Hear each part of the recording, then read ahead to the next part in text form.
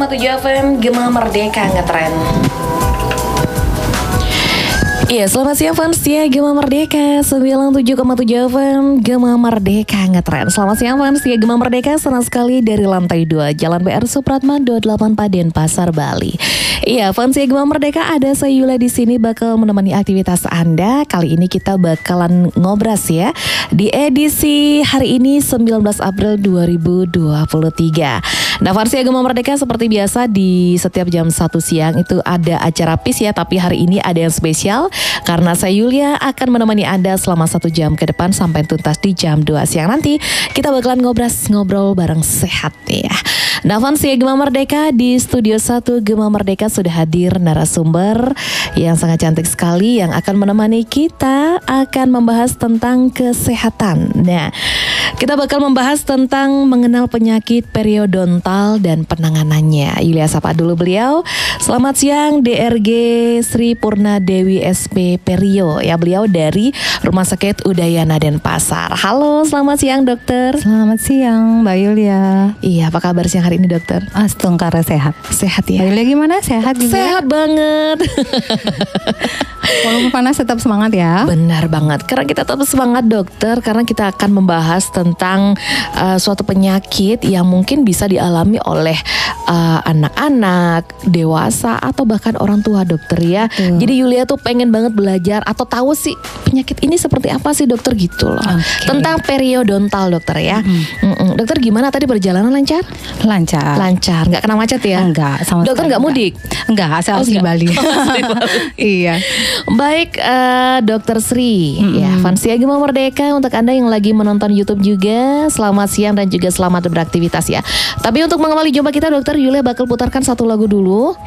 Ya, fans ya Gema Merdeka jangan kemana-mana ya, tetap di 97,7 FM Gema Merdeka Ngetren. 97,7 FM Gema Merdeka Ngetren, aku merindukanmu ya. Bulan lalu sudah 1 bulan gak terasa ya, ngobras bareng Rumah Sakit Udayana. Merindukanmu, sekarang datang lagi dokter. Iya. Iya dokter, siang hari ini kita bakal kenalan dengan penyakit periodontal ya dokter ya. Nah, ngomong-ngomong periodontal itu penyakit seperti apa sih dok? Mungkin masih belum familiar ya bagi masyarakat kita. Apa sih periodontal itu? Dan karena juga spesialisasi bidang kedokteran gigi tidak sefamiliar kedokteran umum yang sudah banyak diketahui oleh masyarakat ya. Jadi mungkin saya bisa sampaikan di sini sekalian sebagai perkenalan, sebagai menambah wawasan baru bagi masyarakat kita. Penyakit periodontal itu adalah penyakit-penyakit yang berhubungan dengan jaringan penyangga gigi. Jadi gigi kita itu enggak berdiri sendiri. Dia harus disokong atau disangga oleh jaringan-jaringan sekitar yang sehat supaya dia tetap bisa berada di dalam rongga mulut dengan keadaan sehat. Iya, terus jaringan itu apa aja dokter? Oke, jaringan periodontal itu ada 4 jenis ya. Yang pertama yang bisa kita lihat itu adalah gusi. Ya, warnanya pink ya, atau biasanya kita kenal dalam istilah kedokteran gigi itu warnanya coral pink. Coral pink ya, karena ada teksturnya tersendiri, dia nggak licin banget ya. Kemudian setelah gusi itu ada jaringan di bawahnya namanya tulang alveolar. Tulang yang menyangga akar gigi kita. Oh, ternyata ada tulangnya ya dok? Oh iya, ada tulang yang menyangga akar gigi. Betul. Baik. Kemudian setelah tulang alveolar itu ada ligamen periodontal namanya. Jadi ligamen periodontal itu ibaratnya adalah serat-serat yang menghubungkan atau yang mengikat antara akar gigi dengan tulang alveolar. Nah, kemudian yang terakhir adalah sementum. Sementum itu adalah suatu lapisan tipis yang melapisi permukaan akar. Kalau di permukaan gigi kita dilindungi dengan email, nah permukaan akar kita dilindungi oleh sementum. Gitu. Jadi ada 4 jaringan periodontal. Jadi jaringan itu semuanya saling berkaitan begitu ya dokter ya. Betul, dan saling ketergantungan. Oke, kalau satu bermasalah yang lainnya ikut bermasalah. Ya. Jadi jangan sampai fans dia ya. Oke, terus kalau untuk masalah umum dokter yang sering terjadi pada gigi dan mulut ya, itu apa dokter? Oke, paling sering penyakit periodontal yang saat ini memang kasusnya banyak. yang mudah sekali kita temui baik di rumah sakit, vaskes, puskesmas, misal vaskes layanan 1 maupun di klinik pribadi, itu adalah gusi berdarah. Gusi berdarah. Nah, saat menyikat gigi, Dok, gusi saya berdarah. Itu sering sekali. Kemudian kasus kedua yang paling sering adalah kok gigi saya goyang ya, Dok. Terasa goyang ya. Nah, seperti itu paling sering terjadi dan trennya saat ini memang lebih banyak perdarahan gusi yang spontan. Pasiennya merasa gusinya berdarah sudah hampir seminggu loh, Dok. Nah, seperti itu. Jadi banyak sekali kasus-kasus yang pasien sendiri nggak tahu ini kenapa ya, sebabnya apa ya. Nah, salah satu penyakit yang saat ini lagi banyak yang berkaitan dengan periodontal yaitu gusi berdarah dan kegoyangan gigi. Kalau misalkan gusi berdarah itu apakah bisa dikatakan sebagai penyakit, Dok? Bisa. Oh ya? Bisa. Begini, kita sebut gusi itu berdarah. Jadi pengertian pasien gusi berdarah. Kalau berdarahnya dalam kondisi normal, misalnya kena luka atau tertusuk makanan yang tajam, dia mengeluarkan darah spontan dengan jumlah darahnya nggak tertentu, itu nggak bisa kita sebut dengan penyakit ya. Tetapi apabila dia diinduksi atau diawali dengan infeksi bakteri, kemudian keadaan rongga mulut yang kurang baik, kurang bersih, nah itu bisa kita kategorikan sebagai penyakit. Penyakit gitu, ya. Iya. Oke, gusi berdarah. Nah, kalau misalkan yang dibilang dokter tadi gusi berdarah itu dibilang sebagai penyakit. Nah, itu gejalanya apa, Dok? Paling sering adalah pasien mengeluhkan saat menggosok gigi keluar darah, Dok. Atau saat saya meludah keluar darah. Nah, itu. Kemudian tanda-tanda gusi berdarah yang paling umum kita bisa lihat selain itu adalah warna gusinya jauh lebih merah atau swollen dia. Seperti bengkak. Warnanya terjadi pembengkakan juga, Dok? Betul. Dan warnanya juga jauh lebih merah. Jadi merahnya seperti merah terang. Bukan ya. Kalau dalam kondisi normal sehat kan coral pink ya, warnanya pink soft gitu ya. Tapi dalam kondisi dia disebut dengan gingivitis atau keradangan gusi, itu warna gusinya akan jauh lebih merah dan lebih rapuh. Kita sentuh sedikit aja dia pasti berdarah. Gitu. Terus itu penyebabnya? Penyebab umum yang paling sering atau penyebab utama dari gusi berdarah itu adalah karang gigi. Oh, karang gigi yang banyak, betul. Dan mohon maaf, memang masyarakat kita masih banyak yang meremehkan cuman karang gigi. Nah, seperti itu. Ternyata karang gigi itu bisa menyebabkan gusi berdarah ya, Dok ya. Betul, dan itu baru awalnya saja. Dari segi mananya, Dok, karang gigi itu kok bisa menyebabkan gusi berdarah padahal kan dia diam-diam aja ya. Iya. Jadi karang gigi itu adalah akumulasi atau penumpukan ya. Penumpukan sisa-sisa makanan, plak yang tidak dibersihkan dengan baik saat kita menyikat gigi, kemudian dia akan terjadi proses mineralisasi atau dia mengeras ya, bahasa awamnya mungkin masyarakat kita taunya sisa makanan dibiarkan tidak bersih, kemudian dia akan mengeras. Nah, itu akan menjadi karang gigi. Karang gigi juga menjadi tempat dari berkumpulnya segala macam bakteri di rongga mulut yang dimana dalam kondisi normal aja, dalam kondisi sehat saja, rongga mulut kita ini terdiri dari ribuan jenis bakteri. Nah, kemudian dia akan mengakumulasi di permukaan karang gigi tersebut, kemudian dia akan mengeluarkan produk-produk bakterinya yang akan merusak jaringan penyangga gigi kita gitu. Oke, jadi salah satunya Vansia Gema Merdeka penyebab dari gusi berdarah atau yang disebut gingivitis ya, dokter ya, itu adalah karang gigi. Kita sudah berjalan membahas tentang gusi berdarah ya, dokter ya. Jadi Vansia Gema Merdeka salah satu penyebab dari gusi berdarah itu adalah karang gigi. Nah, sekarang kita lagi kenalan bareng karang gigi nih, Vansia. Kalau tadi lagunya lagi sayang-sayangnya, tapi kalau sama karang gigi kita nggak boleh sayang-sayang. Nggak boleh, bener banget. Kenapa, dokter? Nah, itu sumber dari segala penyakit yang akan terjadi di rongga mulut kita. Oh iya. Jadi seberapapun kita sayang sama karang gigi, udah hempaskan saja ya. Jangan sedang sayang-sayangnya. Betul. Oke, baik dokter, karang gigi. Karang gigi itu apa dokter? Seperti yang saya tadi udah sampaikan, jadi karang gigi itu adalah akumulasi atau penumpukan dari sisa makanan, kemudian bakteri, plak yang termineralisasi atau dia mengeras menjadi suatu bentuk keras di permukaan gigi kita. Dan karang gigi itu nggak cuman ada di permukaan gigi, ada juga jenisnya karang gigi yang kita sebut dengan subgingival calculus. Jadi dia masuk di dalam gusi, di bawah gusi. Kita nggak bisa lihat, pasien nggak bisa lihat sendiri. Terus gitu. gimana Jadi, taunya dok kalau di dalam gusi kita terdapat karang gigi itu dok? temui dokter gigi Anda. Oh, kenalan dulu sama dokter. Oh ya.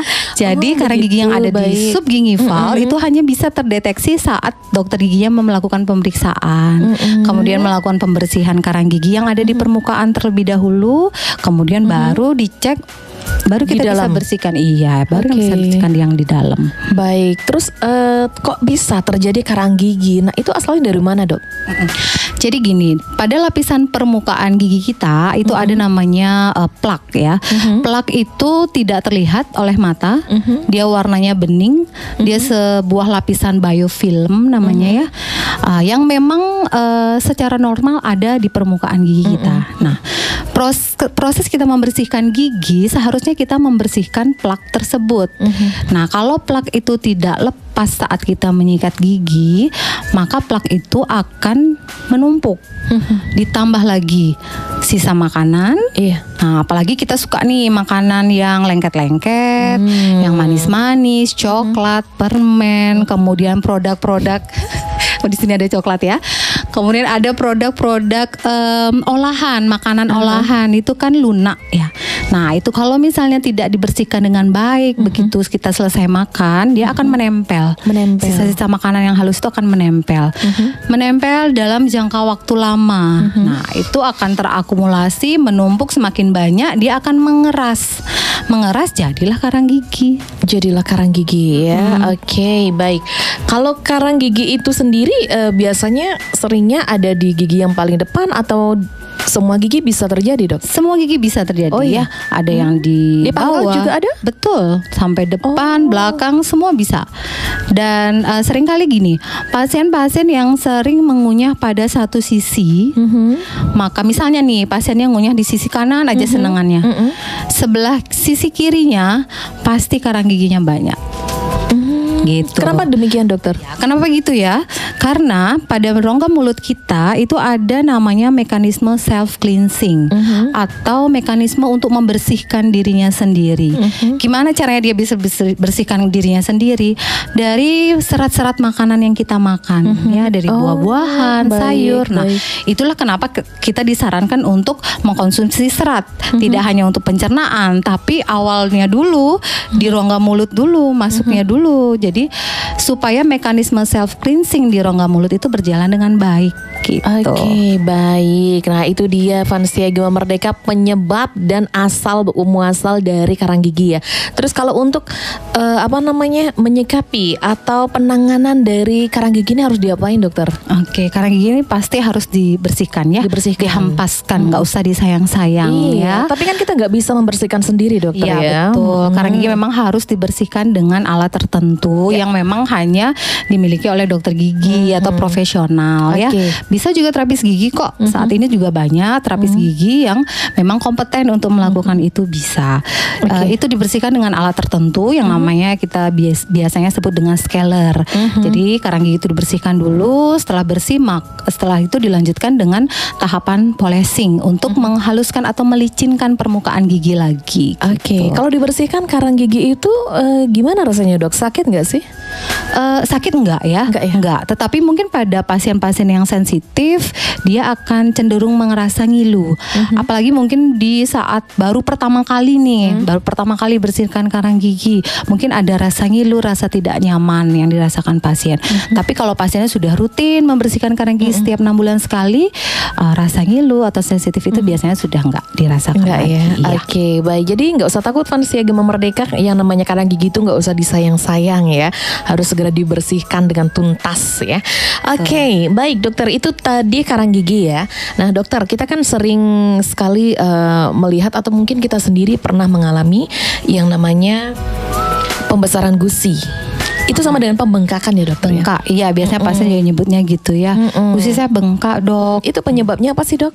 Oke, banyak sekali sebenarnya etiologi atau penyebab dari gusi bengkak. Dia bisa hanya bengkak di permukaan saja, atau sumbernya dari permukaan saja, atau memang sumber infeksi ada di dalam, jauh di dalam tulang penyangga gigi, jauh di dalam tulang yang berada di sekitar akar gigi kita. Tapi manifestasi atau munculnya sampai keluar, sampai ke gusinya terasa ikut bengkak. Oke, baik. Oke, penyebabnya yang pasti adalah invasi bakteri. Ya, seperti apa itu bakteri. dokter? Nah, misalnya ada gigi kita yang lubang, ya, ada gigi lubang, kemudian tapi gigi saya nggak lubang nih dok. Kok bisa ya gusinya bengkak? Ya, coba dicek dulu karang giginya ada nggak. Nah, karang gigi yang menumpuk. Lagi-lagi karang gigi. Iya betul, makanya saya bilang kan, dia tuh biangnya penyakit yang lain-lain gitu ya. Jadi kita cek karang giginya ada nggak. Kenapa karang gigi itu bisa membuat gusi ikut bengkak? Karang gigi yang menumpuk banyak akan memperlebar ya sulkus atau saku gusi kita. Nah, saku gusi kita itu pada keadaan normal itu kedalamannya 2 sampai 3 mili. Nah, tetapi kalau misalnya ada karang gigi ditambah dengan adanya infeksi dari bakteri di sekitar gigi, maka kedalamannya itu akan semakin dalam dan bertambah lebar. Lebar tambah dalam tambah lebar, bakteri semakin masuk ke dalam. Ya, kemudian tidak ditangani dengan baik, sampailah pada gusinya menjadi bengkak. Oke, itu dia penyebab dari pembengkakan gusi ya, atau pembesaran gusi. Tentunya ada solusinya atau penanganannya ya dokter ya. Penyebab dan juga gejala sudah dijelasin. Nah, sekarang untuk mengatasi penanganan dari pembengkakan gusi ini seperti apa dokter? Baik, kita coba bahas kenapa sih, bagaimana sih cara kita mengatasi pembengkakan gusi. Yang pertama yang wajib harus kita ketahui adalah penyebabnya dulu ya. Penyebabnya dulu apa?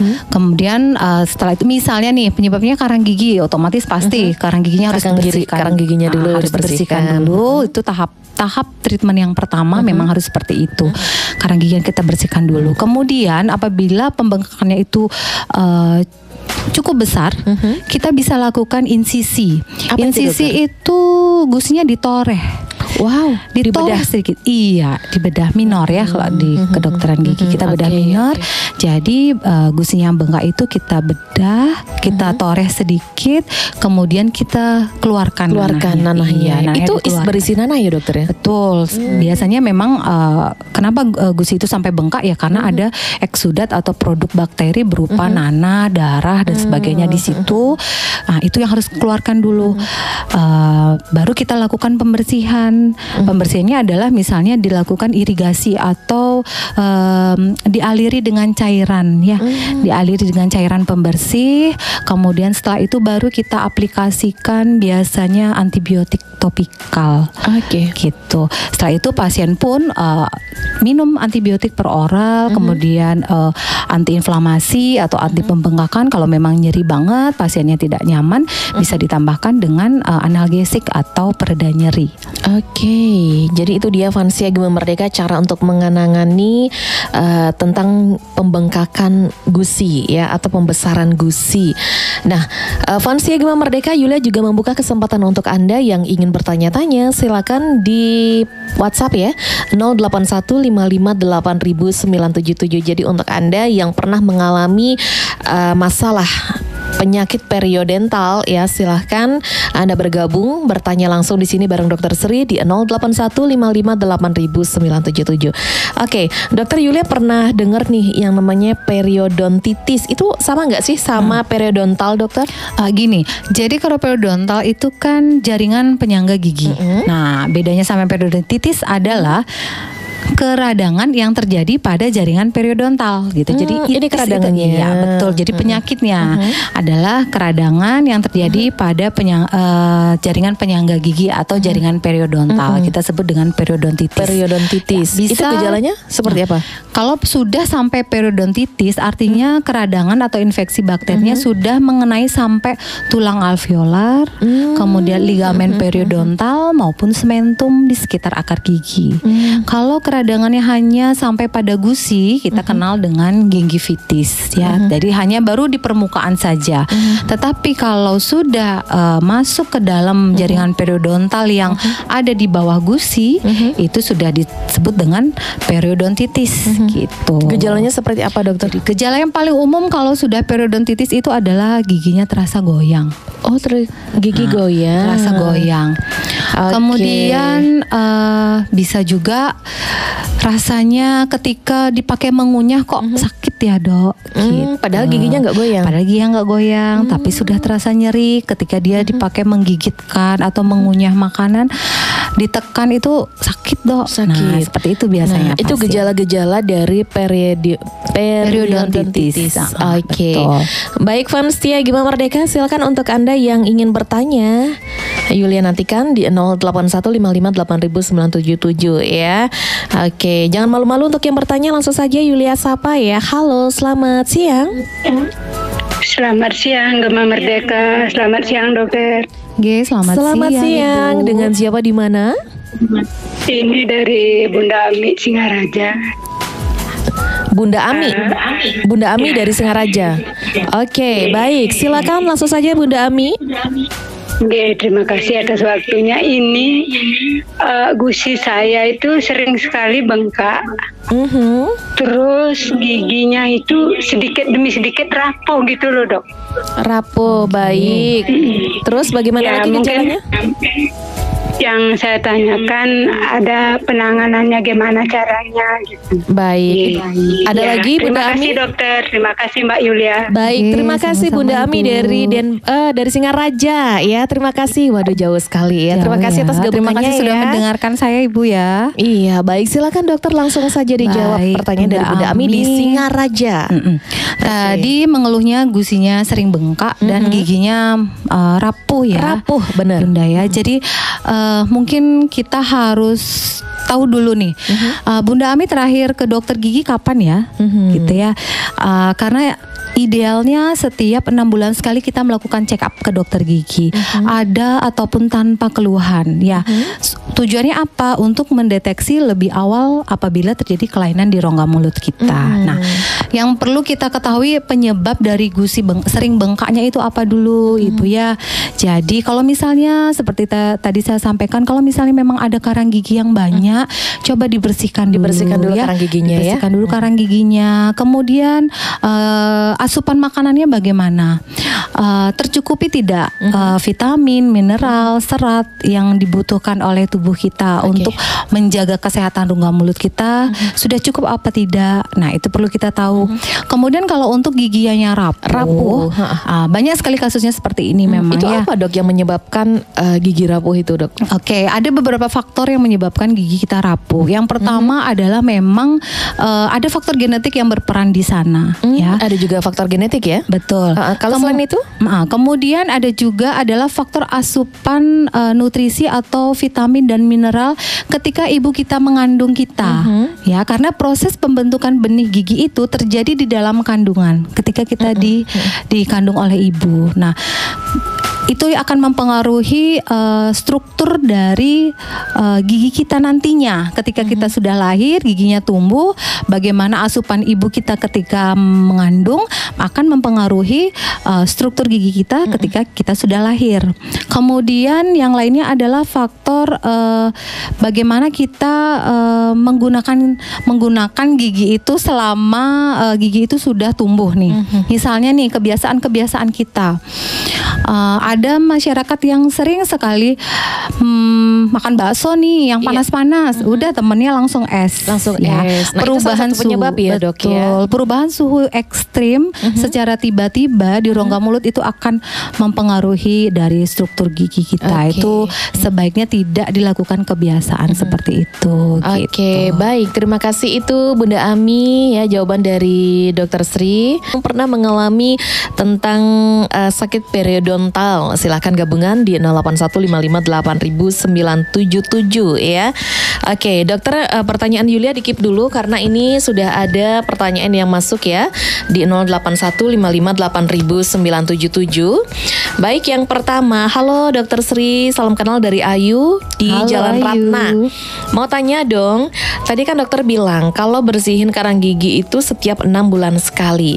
Terus pas treatment bersihin karang gigi itu kerasa nyeri.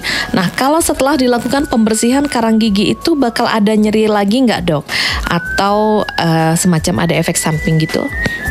Soalnya Ayu belum pernah bersihin karang gigi, masih takut. Waduh, nggak usah takut ya Ayu ya. Nggak usah takut. Mbak Yulia juga takut sebenarnya. Bukan takut sih, ngeri, ngilu duluan ya. Gini. Karena kenapa orang cenderung merasa aduh kayak saya nggak berani karena belum dialami, karena belum dicoba dilakukan. ya. Betul, dicoba dulu. Soalnya ya. dari cerita-cerita gitu loh, Dok. Ceritanya itu ngilu duluan. Jadi ngomongin gini aja ikut nyeri jadinya ya. Enggak. Jadi gini, seperti tadi saya sampaikan, kalau pembersihan karang itu enggak nyeri. Mungkin ada rasa ngilu ya. Kemudian mungkin nggak sih kalau nyeri, Dok? Bisa aja. Kenapa? Bisa aja nyeri karena karang giginya udah sampai masuk di dalam gusinya, dan itu semua harus dibersihkan, harus dikeluarkan gitu ya. Tetapi misalnya pasiennya dengan ambang nyeri yang rendah dan nggak tahan, kita bisa lakukan anestesi kok, dilakukan disuntik dengan bius dulu kok. Jadi pasiennya akan jauh lebih nyaman. Bisa. Oke, baik. Untuk pasien-pasien yang sensitif, pasien-pasien yang sedikit aja, nggak tahan saya, Dok, nyeri nih, Dok, atau ngilu banget, Dok. Ya udah kita lakukan anestesi dulu supaya pasiennya total lebih nyaman. Enggak ya. Biusnya lokal aja. Lokal ya. Iya. Jadi terasa kayak nggak terasa apa-apa gitu, Dok. Kayak tebel gitu ya. Betul, pasiennya nyaman saat kita lakukan tindakan, dokternya pun akan lebih nyaman untuk melakukan tindakannya gitu. Terus seperti yang ditanyakan Ayu, Dok, meskipun sudah di anestesi atau dibius ya sang pasien, terus efeknya nanti setelah dibersihin itu ada ngilu lagi nggak sih? Enggak. Jadi biasanya gini, kalau pada pasien yang baru pertama kali nih atau awal-awal dia melakukan pembersihan karang gigi, dia pasti masih ngerasa ngilu nih hari kedua pasca pembersihan karang gigi. Kok masih ngilu ya, Dok? Masih ngilu. Ya itu adaptasi ya. Adaptasi dulu permukaan giginya, kemudian adaptasi dari gusinya yang tadinya mengalami keradangan, kemudian dia harus menyembuhkan dirinya sendiri. Jadi itu masih proses.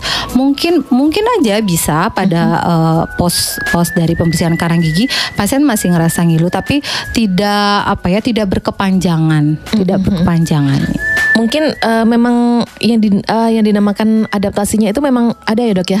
Jika pasien tersebut pertama kali melakukan pembersihan karang gigi, Dok. Iya, betul. Pasti ada ya. Pasti ada. Hanya sebagian kecil saja pasien yang baru pertama kali pun dia udah nyaman gitu. Ada pasien yang seperti itu, tapi sebagian besar pasien merasa kok ngilu ya, Dok ya. Gitu. Tapi nggak apa-apa kok. Daripada itu kita biarkan, kita pertahankan, dia akan menambah masalah yang lain-lain. Ya udah, mumpung masih sedikit, bersihkan aja. Oke, gitu, ya. Baik. Jadi Ayu yang ada di Jalan Nangka langsung cus ya. Oke. Untuk yang berikutnya ada yang nelpon nih, dokter ya, kita angkat dulu ya. Halo, selamat siang. Selamat siang, GM. Halo, selamat siang. Selamat siang, GM. Selamat siang, Bu Dokter. Iya, selamat siang. Dengan siapa, di mana? dengan Mama Aza dari Klungkung. Lagi Mama- OTW loh Mbak. Mama Aiza. Nggih. Mama Aza dari Klungkung ya. Nggih. Oke, silakan Mama Aza, silakan pertanyaannya. Nggih. Selamat siang Bu Dokter. Selamat Saya siang Ibu. Nggih. Mau nanyain masalah gigi yang udah renggang, kan kita udah usia nih udah lanjut, udah mau 50 tahun kan, jadi Tepatnya otomatis usia gigi berapa? itu mengalami. Tepatnya usianya berapa Ibu? Saya udah 47. 47. Baik, silakan. Jadi kan gigi itu meregangkan gitu. Peregangan gigi. Semakin renggang gitu ya, Ibu, habis ya? bersihin karang gigi itu, otomatis kalau terutama nih gigi depan, kalau habis bersihin karang gigi itu tambah merenggang dia giginya gitu loh. Agak renggang-renggang. Ini nih kalau kita udah usia gini bisa nggak dirapetin gitu loh dokter? Dirapetin, baik. Ada lagi pertanyaannya? Ya itu aja sih dokter. Itu aja. Makasih ya penjelasannya sebelumnya. Baik, terima kasih Mama Aza dari Nggih, makasih, Klungkung. selamat siang. Umurnya sudah 47 tahun dokter. Betul. Kalau misalkan dilakukan pembersihan karang gigi itu kan semakin renggang ya giginya. Nah sekarang bisa nggak dirapetin lagi dok? Jadi gini, sebenarnya mungkin agak kita klarifikasi dulu. Jadi sebenarnya bukan pembersihan karang giginya yang menyebabkan giginya renggang, tetapi justru karang apa gigi itulah yang menyebabkan gigi itu renggang. Jadi tadinya awalnya giginya rapat, tapi ketika karang gigi itu tumbuh banyak, dia akan mengisi sela-sela gigi dan mendesak gigi itu. Nah, pas kita bersihin otomatis kelihatan renggang gitu ya Ibu ya. Jadi sebenarnya karang gigi itulah penyebab giginya Ibu semakin renggang. Nah, kemudian kalau misalnya memang setelah kita bersihkan terlihat nih kok semakin renggang ya kelihatannya. Jadi gini Ibu, perawatan untuk gigi renggang itu kan sebenarnya adalah perawatan ortodonsi atau perawatan dengan kawat gigi, dirapikan dengan kawat gigi. Betul. Nah, nanti kita evaluasi dulu. Jadi ada pertimbangan-pertimbangan perawatan orto pada usia di atas usia 40 tahun misalnya ya. Nanti itu harus ada dulu pemeriksaan awal. Bagaimana kondisi tulangnya, sehat atau tidak. Kemudian jaringan penyangga yang lain bagaimana, sehat atau tidak. Nah, itu yang akan menjadi pertimbangan dari dokter gigi spesialis orto untuk melakukan perawatan kawat gigi untuk merapikan giginya itu lagi gitu. Mungkin masih bisa nanti setelah dilakukan pemeriksaan dulu ya, pemeriksaan menyeluruh dari dokter ortonya. Jadi ada evaluasi apakah ini memungkinkan tidak dilakukan pemasangan kawat gigi karena pada perawatan pemakaian pemasangan kawat gigi itu kan ada tekanan atau tarikan dari kawat gigi yang harus diatur dan disesuaikan dengan kebutuhan dari pasien itu sendiri. Dari pasien gitu, ya. Iya. Oke, kalau misalkan umur di atas 40 itu masih memungkinkan nggak dok untuk memakai kawat gigi itu dok? Kalau menurut saya selama jaringan penyangganya sehat masih memungkinkan ya, tetapi mungkin membutuhkan waktu yang lebih panjang, lebih lama dibandingkan dengan orang-orang atau pada usia Di bawah belasan atau usia-usia yang belum mencapai puncak masa pertumbuhannya gitu. Kalau anak-anak kemudian dewasa yang sampai pada usia pertumbuhannya itu biasanya pergerakan giginya cepat. Nah, tapi setelah usia pertumbuhan kita selesai berakhir, nah itu akan membutuhkan waktu yang lebih panjang. Oke, gitu. jadi tetap harus diperiksa dulu. Betul, ya. harus ada evaluasi, pemeriksaan secara menyeluruh tentang jaringan penyangganya, kemudian tentang kontak gigi dengan gigi yang lainnya untuk memungkinkan tidak dilakukan pemasangan kawat gigi. Membahas penyakit periodontal dan penanganannya. Baik dokter, rupanya ini ada banyak pertanyaan yang sudah masuk ngantri nih. Oke, untuk pertanyaan yang berikutnya Yulia bacakan ya. Dari siapa ini?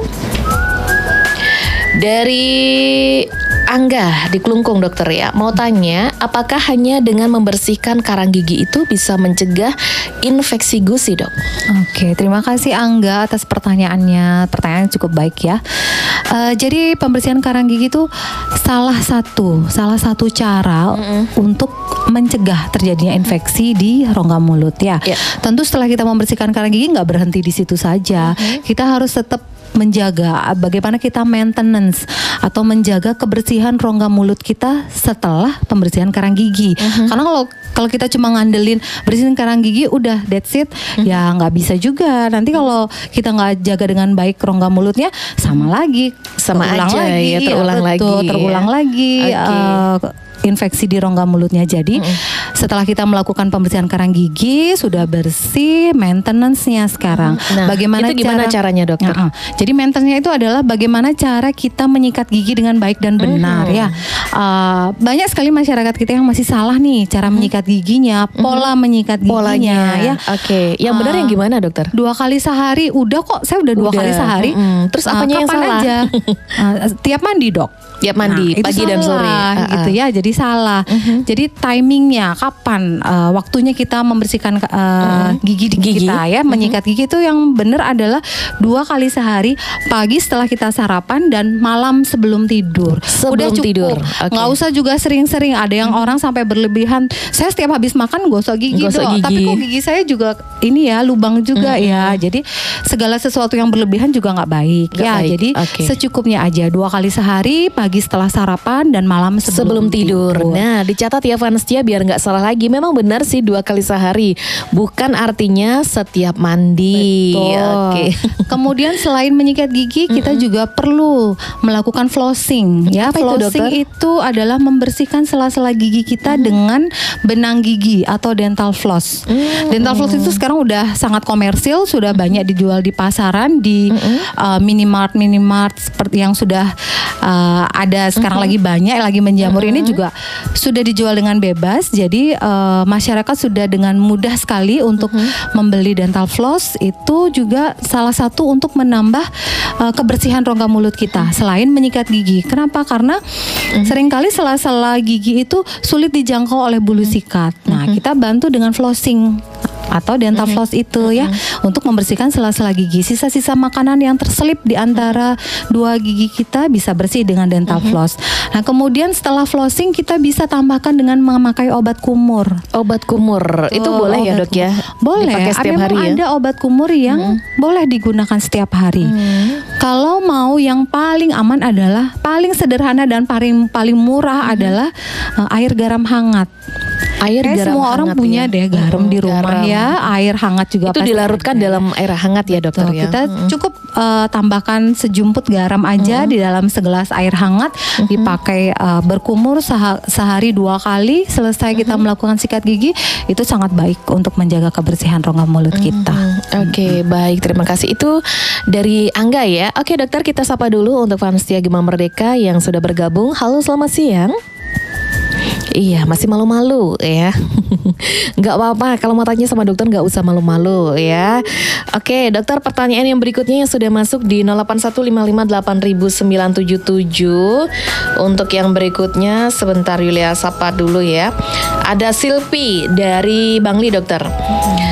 Kalau cabut gigi depan yang atas itu berbahaya nggak, dok? Nah, itu dia, cabut gigi depan atas. Berbahaya nggak, dari Silvi? Ya, terima kasih pertanyaan Mbak Silvi dari Bangli ya tadi ya. Ini adalah pertanyaan klasik pasien-pasien yang membutuhkan tindakan pencabutan gigi, tetapi masih ada stigma di masyarakat. Nanti kalau cabut gigi atas, gigi depan bisa buta. Nah, masih banyak pasien begitu ya, sampai dokter, saat ini pun masih banyak pasien yang bertanya seperti itu. Jadi pencabutan gigi itu aman selama prosedurnya itu dilakukan sesuai dengan standar, sesuai dengan prosedur yang benar, yang baik, itu tidak berbahaya. Sekalipun itu yang dicabut adalah gigi depan, atas, itu sangat aman sekali gitu ya. Jadi nggak usah takut. Nggak usah takut ya. Satu pertanyaan lagi, dokter. Ini dari Bangli juga nih ya. Ini melepuh ya. Namanya dari Bapak Lepuh nih, dari Bangli, dokter. Ini saya senyum-senyum nih. Pertanyaan gimana nih? Pertanyaan Seperti nyanyian dokter. Oke. Dia lebih memilih sakit gigi daripada sakit hati. Oh gitu. Aduh, Bapak belum ketemu saya. Bapak belum ketemu Oke, saya ya. Ini pertanyaannya dokter ya. Mau tanya, saya sering sakit gigi dokter, terutama habis makan. Nah, masuk makanan di lubang gigi. Jadi giginya berlubang ya, Pak Lepuh ya. Apakah harus ditambal atau dicabut? Nah, akhirnya saya memilih sakit hati daripada sakit gigi. Jadi ditambal kayak ban ya. Betul. Ya, secara bahasa umumnya memang kita sebutnya tambalan. Tambal. Ya. Kalau Itu memang ada ya dok ya, gigi ditempel ya. Iya, giginya lubang harus memang segera ditambal. Oh, gitu ya. Jika nggak cuma ban bocor aja kita tambal ya. Jadi kalau gigi kita udah tahu nih, kita udah ngerasa nih giginya lubang, kan biasanya pasien sering nyelip nih makanan, habis makan sering nyelip makanan. Nah, coba dicek. Kemungkinan ada giginya lubang. Kalau giginya lubang, jadi ada beberapa tahap gigi lubang itu ya, Pak. Siapa tadi ya? Bapak Lepuh. Dari Bangli. Oke, Bapak. Jadi ada beberapa tahap gigi kita berlubang. Tahap yang pertama itu lubangnya hanya mengenai email gigi. Jadi hanya di permukaan giginya saja. Itu biasanya pasien belum merasa ngilu, nggak ngerasa apa-apa. Dan itu akan sangat baik jika sudah dilakukan tambalan. Segera ditutup. Itu bisa langsung dilakukan tambalan. Kemudian jika dibiarkan, lubangnya email dibiarin aja karena nggak ngerasa nih, nggak ngerasa ngilu, enggak, sakit enggak, ya udah biarin aja. Nah, lubangnya akan bertambah dalam sampai dengan dentin.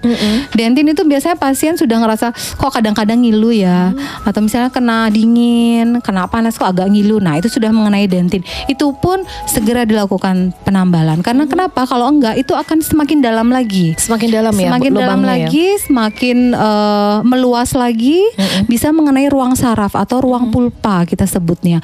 Ketika lubang giginya sudah mencapai ruang pulpa, itu pasiennya sudah sering sakit, entah itu sakit spontan atau sakitnya itu cenut-cenut, malam nggak bisa tidur. Nah, itu seringkali sudah mengenai ruang sarafnya. Nah, kalau sudah mengenai ruang saraf, maka tidak bisa langsung tambalan selesai gitu, nggak, pasti akan didahului dengan perawatan sarafnya terlebih dahulu gitu. Jadi kenapa ketika kita giginya sudah merasa ada gigi lubang, segera kita lakukan perawatan supaya perawatannya bisa lebih singkat. Otomatis kalau perawatan singkat, waktu yang dibutuhkan lebih singkat dan biaya yang kita keluarkan juga lebih singkat ya, dan juga lubangnya tidak terus tambah membesar ya. Betul, nggak tambah dalam, nggak tambah luas gitu kan ya. Jadi sedini mungkin kita segera tambal. Oke, satu pertanyaan lagi dokter, ini dari Yani di Tangkas Kelungkung ya. Tiap kali ngunyah sakit tapi sudah dicabut. Sekarang sakit lagi, kalau dicabut lagi habis gimana ini? Sekarang sakit lagi, kalau dicabut habis deh. Nah, juga disuruh bersihin karang gigi. Apa nih solusinya dokter? Terima kasih Mbak penyiar. Iya, terima kasih ya buat Yani di Tangkas Kelungkung. Oke, terima kasih Mbak Yani pertanyaannya. Iya, kalau misalnya giginya setiap sakit dicabut ya habis lama-lama giginya.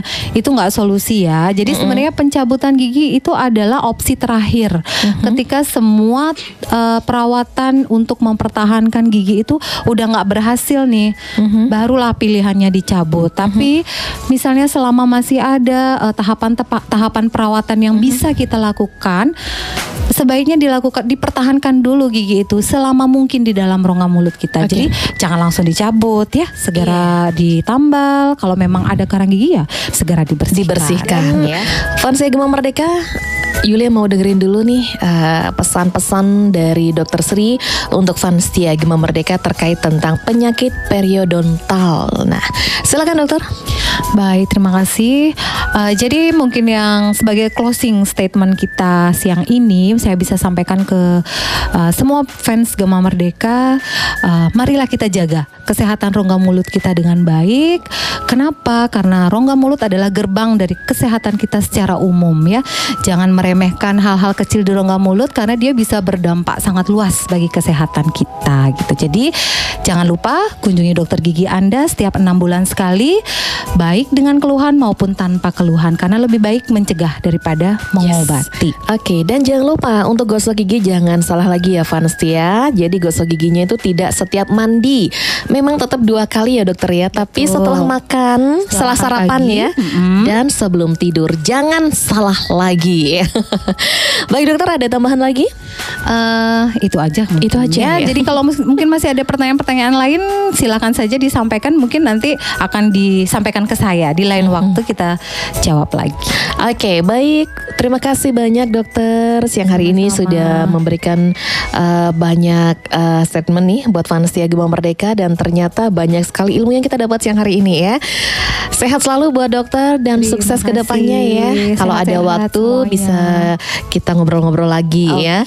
Vansia Gema Merdeka, sampai di sini dulu kebersamaan kita bareng Ngobras untuk edisi hari ini di edisi hari Rabu 19 April 2023. Terima kasih atas kebersamaan Anda dan mohon maaf jika ada salah kata. Saya Yulia yang bertugas. Tetap di 97,7 FM Gema Merdeka Ngetren.